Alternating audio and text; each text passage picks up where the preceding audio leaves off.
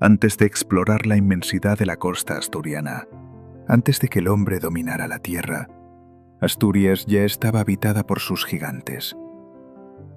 El Pataricu es uno de los seres más antiguos y más temidos de la mitología asturiana.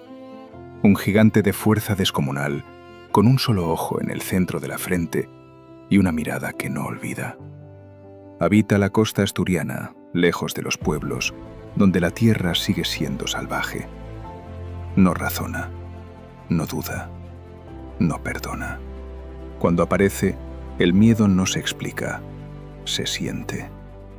Muchos intentaron enfrentarlo, pocos lo consiguieron, porque contra el Pataricu la fuerza no basta.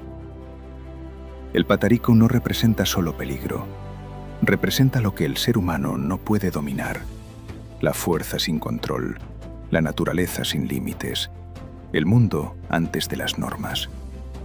Y mientras existan costas profundas y rincones donde el silencio imponga respeto, el Pataricu seguirá allí, observando con su único ojo desde lo más profundo.